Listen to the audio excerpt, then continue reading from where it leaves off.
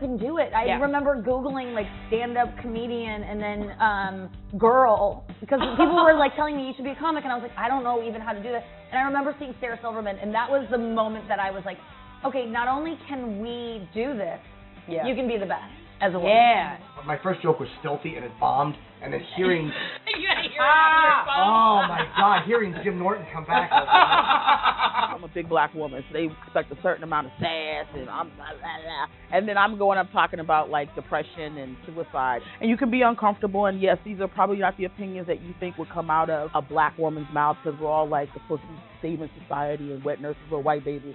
But part of what comedy and joking has to do is like we have to be able to cut through the tension. How we work. If you're a real comedian, you're gonna make shit funny. It's like beavers make dams. Like they don't know how to not make dams. When our house burnt down, I talked about that. Yeah. I mean, that was kind of a tough part of our life. He was like, okay, well, I gotta go on stage. And that's the thing I like about comedy is not that it can happen all the time, but it really can save you and really be cathartic, right? And you can talk out that process. This is Wendy. Sorry. This is her rape joke. Her, rape joke. Nobody gives a shit about women's safety. They don't. Every chick in here knows if you go outside and someone's following you and you think you're getting raped, you don't yell rape. What do you yell? Fire. How old are you? 22-year-old girl knows to yell fire, not rape. Good job, America. But it's true, because you're like, rape, and they're like, wear a longer skirt, I gotta work in the morning. You yell fire, people are dressing out the door like, oh, my stuff. That's all I care about. So you're taking something giant and making it very small and silly, because now we're supposed to laugh at it. Comedy, not always, but a lot of times comedy takes a big idea and breaks it down into something meaningless, a joke, and makes it insignificant.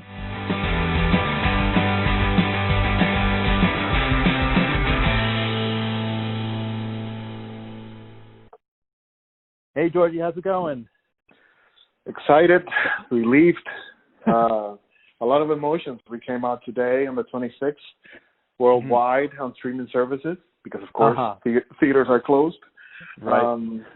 But yeah, excited and just, I'm still digesting this, 5 years of work finally out there. Wow, 5 years. Okay. Yeah.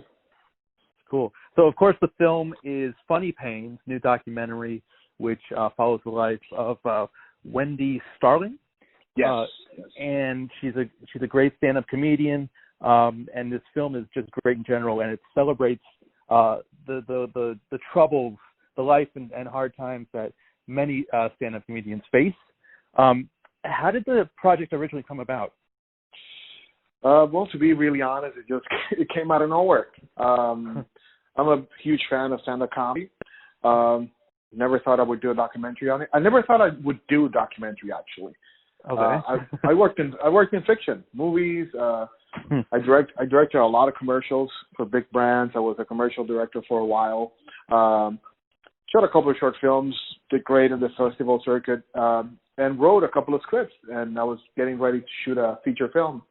And then living in New York. I'm living in Boston now, but I lived in New York for years. I went to this bar in Midtown where they had a comedy show, and my wife back then, she was my girlfriend, was working there as a bartender, and she was like, "Hey, there's a comedy show. You want to come over?" I'm like, "I don't know. All right, I'll go." And I go, and not a lot of people, small show, comics go up. They're all right. They're cool. All right. And then, I'm having a beer next to the bar. The bartender is my girlfriend at the time, so I'm getting a beer. Very convenient. Good. Of course. And this woman comes in, kind of frantic, kind of heaving, kind of like sweating, just pale looking. It looks like she was like running towards the shop, right? And she goes, she tells my wife, "Hey, can I get a glass of water?" And I'm looking at her, she's kind of shaking, and she locks eyes with me, and I'm like, "Are you all right?" And she goes, "I think I'm dying." Yeah. Okay. I'm like, what? Do you need an ambulance? Do you need me to take you somewhere? And she's like, no. It's just I haven't slept in 3 days, and I went on a bender yesterday, so it's just haven't been home in 4 days. And I'm like, okay. And what do you think in New York? You go like, oh, I'm just another, crazy whatever New Yorker, right? Just another person in Manhattan. And let me guess, this ends up to be Wendy. And then they go to the stage, Wendy Starling. Right, like, right. I'll be right back. Can you watch over my water? And she goes and just kills. Yeah.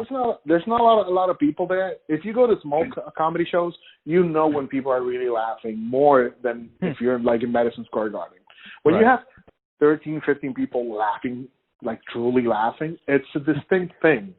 And she just killed, but the material was the thing that really got me, and I was laughing so hard. And the material was so raw, so raw, but so funny and a couple of jokes I was like, am I supposed to laugh at this? Because I'm ready to laugh right now. And then everyone laughed, and I'm like, all right, okay, cool. Right. She finished. Because her style, she really delves into like really deep, dark territory. Oh yeah. And is it okay to laugh? It's kind of awkward. It's kind of cringeworthy, but like in a good way. Yeah. But it's just real. Yeah, but what I learned is that if she's taking that horrible thing and translating it into comedy, that means she's trying to disarm it. That means she's trying to start a conversation. That means that if someone's in the public and she's doing like a bit about being raped, that actually happened to her many years ago, there's people in the audience that at the end of the show go and approach her and go like, Jesus, like, thank you. Like, I felt relieved. Like, it's just, so it has that power too. So after she got off stage, I told her, hey, I want to follow you around with a camera for a day. I don't know why. I'm a filmmaker. I haven't done a documentary, but, let's see what happens. I shot one afternoon with her, and I was like, okay, we have a movie here. This is very unique. Wow. And we shot, and the whole process took 5 years, and now we're actually out into the world. Oh my gosh! So this chance encounter at a bar led to this awesome film. Were any other comedians considered along the way, or? No, actually, it's funny. We shot with her. I told Pablo, my DP and business partner, I'm like, I think we're done. She's like, yeah. I'm like, yeah, I have the story. I'm not sure about the ending, but I think we could shoot a little bit more. But I have a lot of the story here. And I started editing away, and it was a terrific story, I think, because it was only her. But at the same time, it was really heavy. It was really, really heavy to the point where I think the message was going to get lost. People were going to be turned off. And then some members of the team came up with the idea of like, hey, what if we bring in some comics that have gone through this already, and we can go back and forth with Wendy's story, and they chime in and whatever. And I was like, that sounds like a great idea. So we went for it. It took us a year to get all the comics. There were so many comics considered, but their scheduling is madness. Right. Comedians are very unique. They will take their time to reply an email, to reply a text. They can wake up maybe at 3 p.m. So it's kind of tricky to get them on the same spot, but we did, and I only had like an hour 20 minutes with them on each round table. So it was a tight schedule. Nice. Did you have a favorite comedian that you interviewed? Oh, I mean, to be honest, Wendy, of course. Oh yeah, of course. But when I had Jim Norton sitting there. Oh yeah. When Rich Voss has been in this game for 30-something, almost 40 years. I mean, they know. Bonnie McFarlane. She actually did a documentary, I don't know if you know, called "Women Aren't Funny."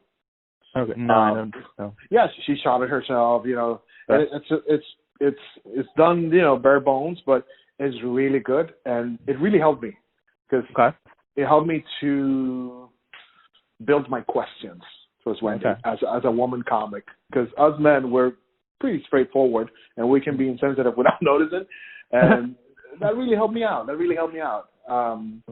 But yeah, just Jim, Nikki Glaser. I mean, she's a magician. I think she's a big part of the future of comedy. Okay. For sure. She's really good at writing her stuff. And Dominique, all of them. They were just amazing. I learned so much from them. Was it difficult interacting with them, dealing with them? I mean, I know a lot of them are a little neurotic.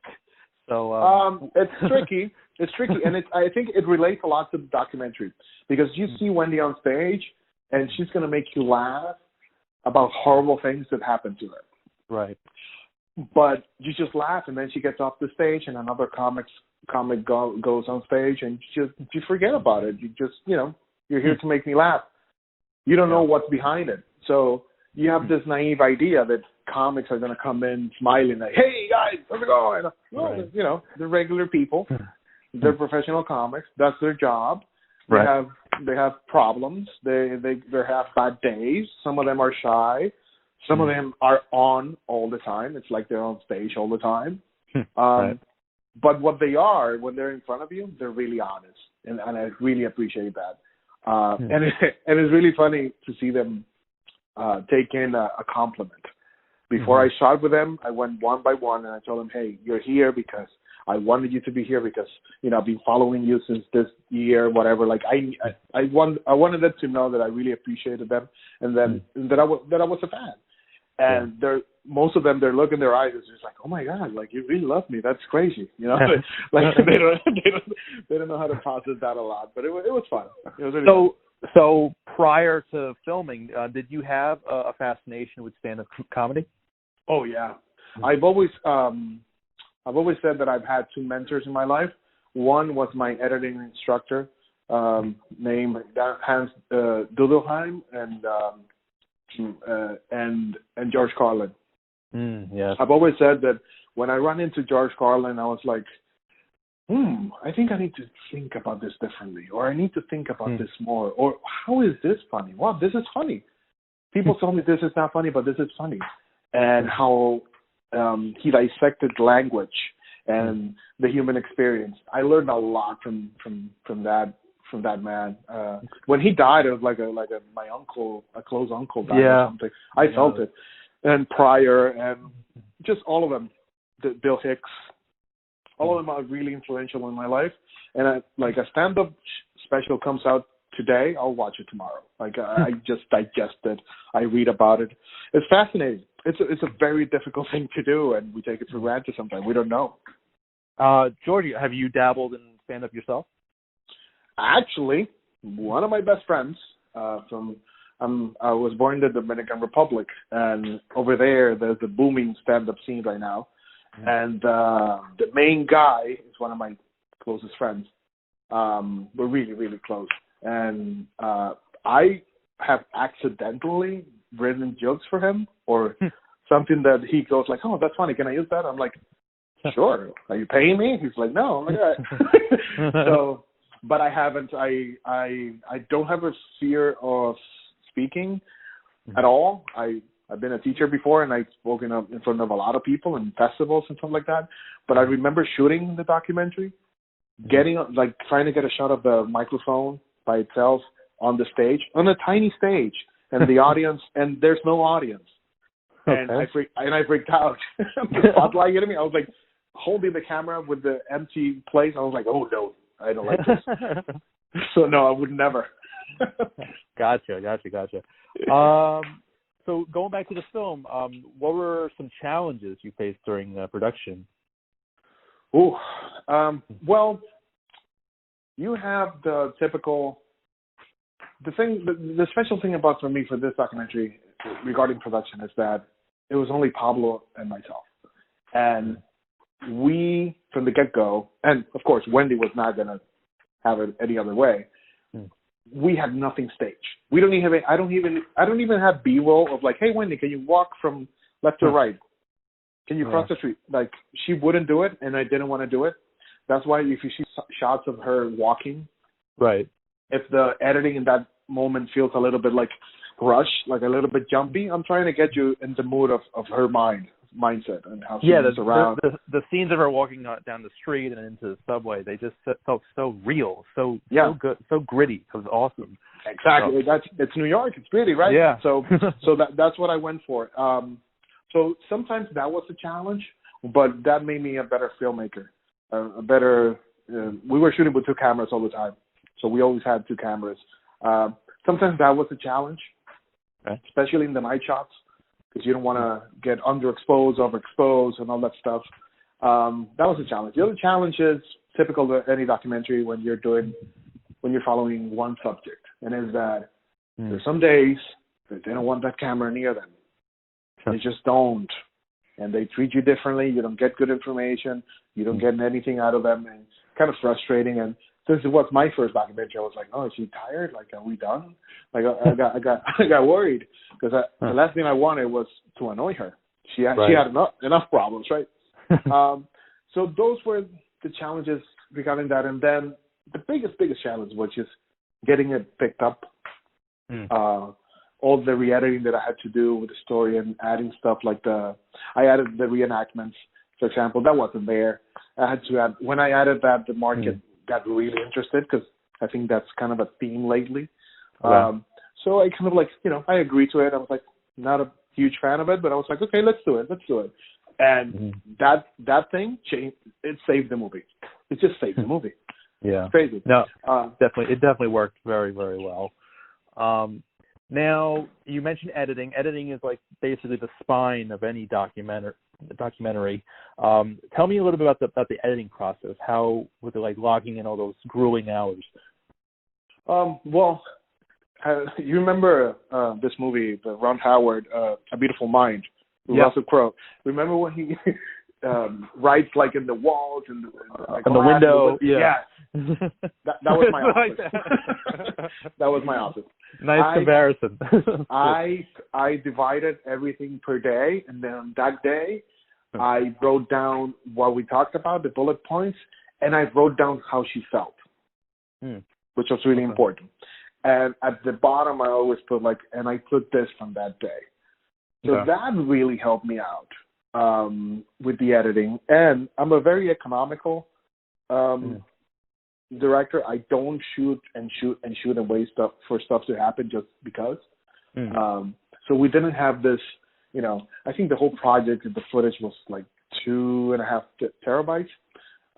Usually you'll have 40, 30 terabytes. So that helped me out. But dividing the days per day, per feeling, and what happened, you can really cross-reference and just, I'll jump from here to here. I'll go from here to here. Oh, and also, I wrote down quotes from those days. Things that she said that really caught my eye, that went with the story. And then transcribing all of that and sitting down and picking what I needed and eliminating stuff. The first cut had 4 hours, 4.5 hours. Wow. And then I kept shaving the fat off and trimming down, and then it got to the point where something that I learned from my mentor, Hans, he said, remember that your movie doesn't belong to you. Once you release it, it's for the people, and it's their experience. So you need to think about them. Wow. So that cool shot that you did, that cool moment or funny moment, it may be funny to you, but once you really look at it and from an audience point of view, someone that doesn't know you or the story, you go I don't really need this. I think I should expand here. So I think that advice really it's the backbone of everything for my editing. Okay. And speaking to audiences, what do you hope audiences take away from this film? I really hope that people that watch the movie, take away 2 main things. One, there's this phrase from Charles Bukowski that I really like. It's my favorite. I have a big poster of him with this quote that says, "Find what you love and let it kill you." And let it kill. Just find what you love and let it kill you. That means. Oh my God, I love it. Yeah, I love it. yeah. Just dive in, really love it, know, make the mistakes, go for it. That's what Wendy's doing in the story. She's going through so much that, you know, not a lot of people that I know could handle. And she's going through all of this and then going at night, doing 2, 3, 4 sets and making us laugh for usually no money. In the middle of New York City. So I want people to take that. And I also want people to take a moment and maybe watch the movie and then look at yourself in the mirror and see how you're self-sabotaging yourself. When you think when you get in that comfort zone of like, I don't have this because I'm not worth it, or I don't think I deserve it, or whatever the case is. There's many layers to that, and you know, so those two things, like, what am I doing against myself, and am I doing what I really love? You know, they say if you love what you do, you don't work a day in your life, and it's so cliche, but it's so true. Good. I went through hell, you know, working on this documentary to get it done. Hundreds of hours, a lot of stress, but at the end of the day, now I'm like, this was great. You know, my movie is made, and it came out great, and I'm proud of it. And I think it can connect with a lot of people too, because it's not a stand-up documentary per se. It's more about there's many layers of humanity here that we can explore. It's a labor of love and also therapeutic, I'd say. And I think you're expressing that comedy is therapy. Oh, 100%. I think it can be. And I think Dominique Saunders says, like, you know, comedy can save you, can be cathartic, can make you feel good, not only to the comic but to the audience. So you have this weird hypnotic almost experience between the audience and the comic, where they connect in a frequency, in the same wavelength. That okay, you're feeling better because you're getting this out of your chest, and you're making me feel better because I'm laughing at it. So it's a beautiful experience. Yeah, for me, one of my personal favorite comedians is the late great Gary Shandling, and he definitely brought a lot of realism and pain to his performances. So yeah, it seems to be like a common trend with comedians to really expose themselves and let the world know who they really are, but at the same time make the audiences laugh. So it's a great line that they walk, that they balance. Yeah, it's you know, and this is a word that gets thrown around these days pretty easily, but it's brave. Yeah, they put themselves out there, and not only on stage. You know, they're on Twitter, they're on Instagram. Have you seen the comments of that people leave to comics whenever they say anything? And God forbid if they say something about, you know, Trump or something. It's just like, stay quiet, you know. Keep it to your comedy. Like, no, I'm a human being too, you know. So I think they do a really good service, and I'll tell you something. I'll confess something. Like in the last couple of weeks, it's been really stressful, just getting the movie out and everything that we have to do and social media, and there's a lot of things that you know went wrong, and we had to fix in the moment. And you know, at the end of the day, everything worked out. The only thing that could help me was at night. Just getting a glass of wine and putting it on a special, even if I had seen it before. It just made me laugh. It made me laugh. It lifted my spirits, and it was like, all right, you're gonna be okay. You're laughing. It's fun. Sometimes you need to just throw in one of your favorite comedies and you just laugh. It's just an hour and a half of just to unplug yourself from the world and just enjoy something that's really, you know, like I'm a big fan of 80s comedies, and I'm actually. I'm involved with a charity group, the New York City Ghostbusters. So we bring joy to a lot of people. We dress up, we go to parades and schools, and we just make people laugh. And just to put on a movie like that to just like I said, unplug. You really need that at least every day, once a day. That's their service to us at the end of the day is bigger than yucks. They get inside of us, and they make us laugh, they make us relax, and especially when they talk about dark stuff and making us laugh about that stuff. I mean, it's I'm telling you, if I was a fan before, now that I kind of took a look behind the curtain of how the sausage made, now I'm a bigger fan. Nice, I like for that. sure. Yeah. There's also another comedian. I don't know if you know about him. He actually passed away as well. Robert Schimmel. Yes. He was just so brutally honest too, and brave, and he brought that all the way to his untimely passing. But just it's really great to see comedians push the envelope like that, and I hope it continues to be that way. We need that. Yeah, and a big part of the documentary is that I wanted them to have a stage where they can talk about this without being. I don't think they sound pretentious or arrogant in this case. That's a problem that I have with some other like stand-up comedy movies. It was more like a master class to a certain degree. These guys are just they're joking around, they're busting each other's balls and whatever, but they're dropping in a lot of knowledge and things that we didn't know. That I think it works really great because they're just being honest. Yeah, that's all it is. Yes, sir. So, Jorgy, while I have you, can you just talk a little bit about your production company, Longwood Media? Oh, yeah. Well, Longwood Media, I lived in New York for many years, then decided to move to Boston. You're in New York, right? Yeah, I'm in New York. Yeah, so New York for me, the city has changed so much that it got to a point where, I don't know, sometimes New York tells you, just go away, then you'll come back, bye-bye. So it's kind of like she gave me my cue a couple of times. I moved to Boston and I really like it here, and I opened up Longwood Media here. I had another company in New York, but I opened up another one here called Longwood Media. Pablo was living in New York as well, my business partner, and he moved here as well. So we were in the middle of finishing up Funny Pains. We wanted to shoot more documentaries. We started a new project, which is going pretty great until the pandemic. It was going great.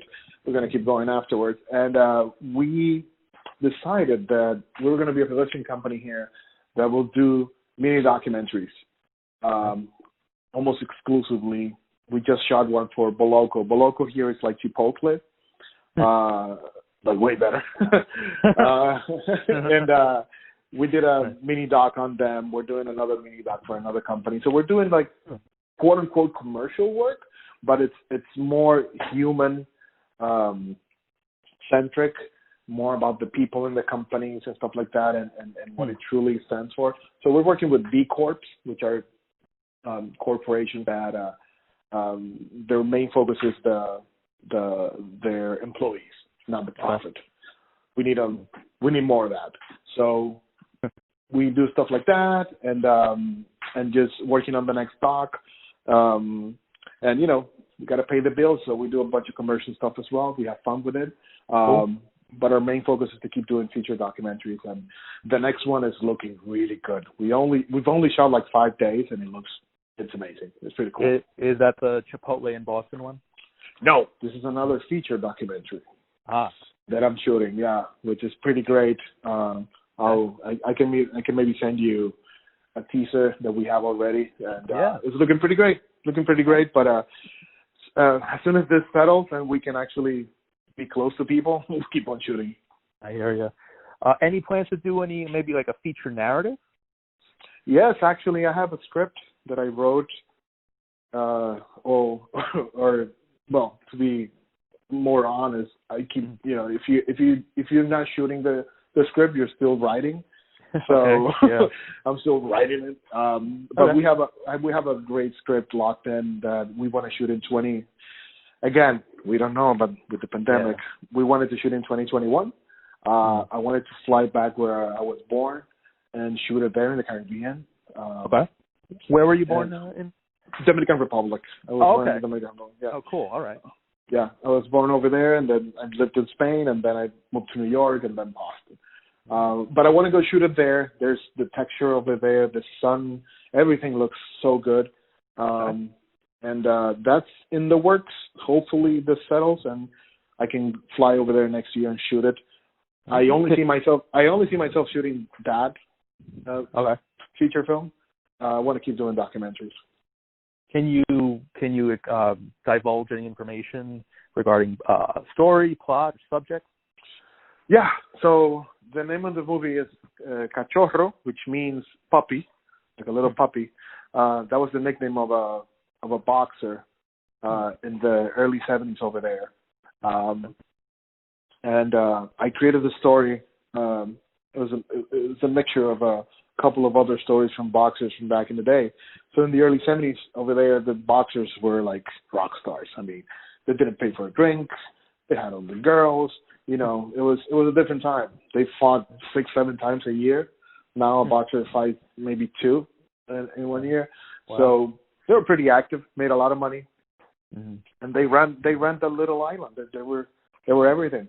But a lot of them made mistakes, and this one makes a terrible mistake after he wins the welterweight title, and but it's kept a secret, and he lives with that secret inside of him, and it just breaks him. So we see that boxer nowadays. He's like 70, 68 years old, something like that, and you know, alcoholic, a lot of problems, and for the first time in his life, he finds love. So that makes everything come out, and he has to deal with his past. Is he still alive? Yes. Okay, great. So you'll get him for some interviews. So he'll be the focus. And are you going to do any reenactments? Because those seem to work. Oh, yeah. We're going to do some flashbacks. There's some really cool locations over there, and it's very easy to make everything look like 1972. Cool. So yeah, we're excited about that and the new feature as well. But right now we're just we're going to celebrate via Zoom tonight. Have pop some champagne and celebrate that we released the movie today, and we'll be getting great feedback from it. Awesome. And how can people see Funny Pains? Oh, funnypains.com. At funnypains.com, you have every single link, one-click experience. You click on it. Either you want to do Prime Video, you want to do YouTube, Google Play, all the platforms are there. And also at Funny Pains Movie, we're on Twitter and on Instagram and on Facebook as well. The link in the bio will get you to the streamers with one click right away. Awesome. Well, yeah, Jorgy, it's a great film. I hope everybody sees it. It needs to be seen, especially if you're a stand-up comedy enthusiast, and you definitely seem to be. So I want to thank you for this wonderful film. Well, thank you for having me, and be sure that when theaters open up again, we're going to have a premiere in New York, and you're coming with for sure. Cool. Thanks so much for the invite. Well, guys, perfect. Thank you so much for listening, guys. I'm Randy Unger, and this has been Under the Radar. Thanks so much for listening.